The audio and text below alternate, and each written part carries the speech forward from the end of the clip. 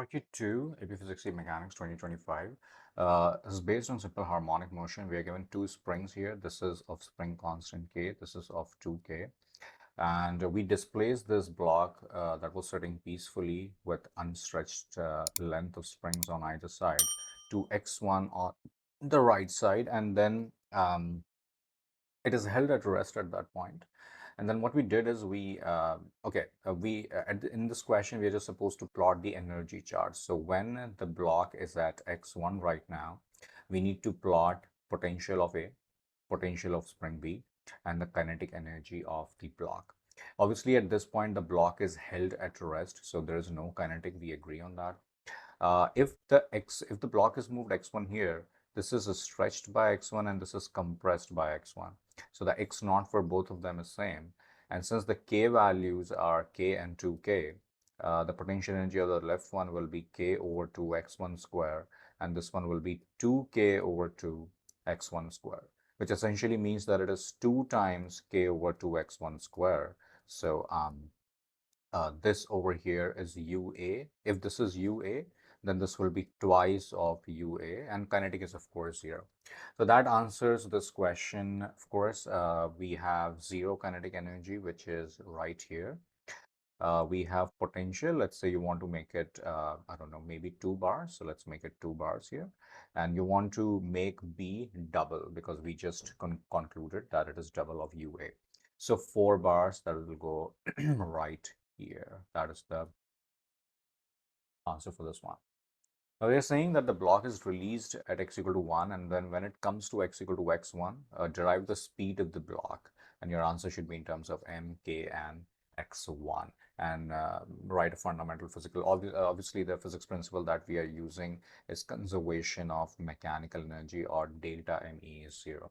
So initial mechanical energy, let's go back up, is obviously the sum of these two because kinetic is just 0. So I'm just going to say that k over 2 x1 square plus, I will say 2 times k over 2 x1 square plus 0 kinetic will be equal to, when it comes at x1 over 2, obviously this will be stretched by x1 over 2 and this will be compressed by x1 over 2. It's pretty much the same scenario. I'm going to say that is k over 2 x1 over 2 square plus 2k over 2 x1 over 2 square plus half mv square, and v is what we are supposed to find.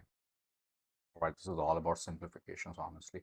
So okay, k over 2 x1 square, 2 is gone, k x1 square, 2 square is 4, 4 times 2 is 8, so k over 8 x1 square plus 2 and 2 is gone, 2 square is 4, so k x1 square over 4 plus half mv square. Oh my god, excellent.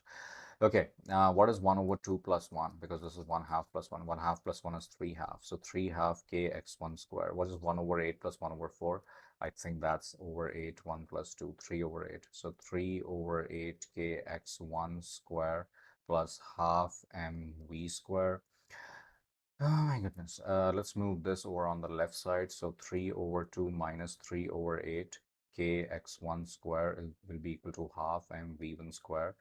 Okay, 8 is the common denominator. 2, 4, 4 times 3, 12. 12 minus 3, I think, is 9. So is that 9 over 8? I hope I have not made any mistake. Kx1 square is equal to half mv square. I'm going to multiply 2 both the sides, and in fact, I'm going to do this. 2 times 4 is 8, and divide both sides with m. So 9kx1 square over 4m is v square. Oh my goodness, the value of v is root of 9k x1 square over 4m. Obviously, you can box this in, but it's very tempting to write square root of 9 as 3, square root of 4 as 2, square root of x square as x, and root k over m. Okay, all right, that is the velocity of the block. Right, the next one we are given that in scenario when the block was oscillating with a period of t, something like this. And now there is a scenario 2 where there is friction between the surface and the block. So if it is still oscillating with the same period, how will the kinetic energy of the block look like?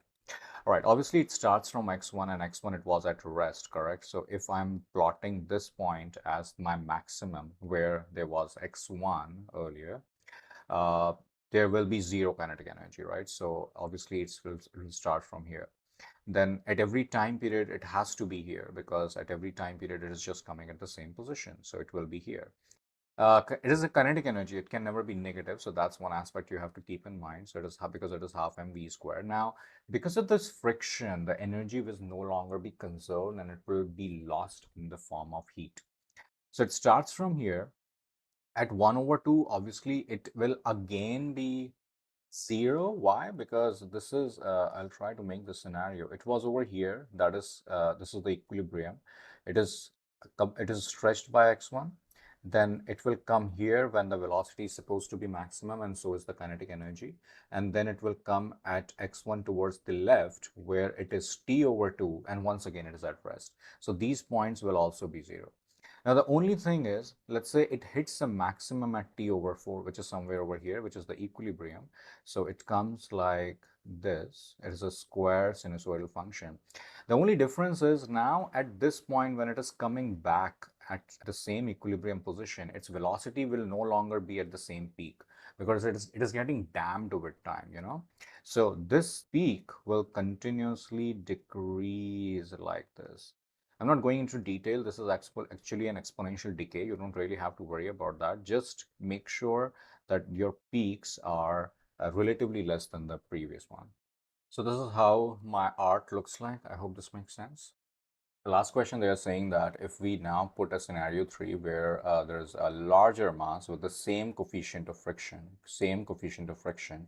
how will the scenario 3's graph will change with respect to there's kind of one feature actually that will change in this. So obviously, if the friction is more and we are consuming work here, work by friction is getting lost in the form of heat, which is given by FD cos theta, right, at any point. Theta is obviously 180 degrees, so it's negative FD. And what is friction? That's mu times normal reaction. Mg times d is the displacement.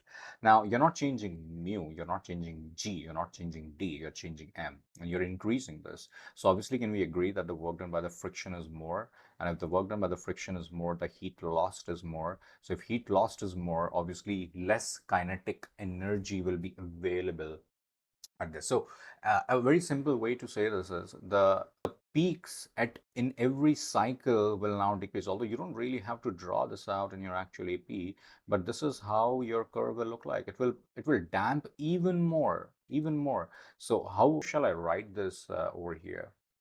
So I'm going to say the same thing, that since the mass is increased, work done by the friction increases, which means that the heat loss increases, which means that the kinetic energy decreases.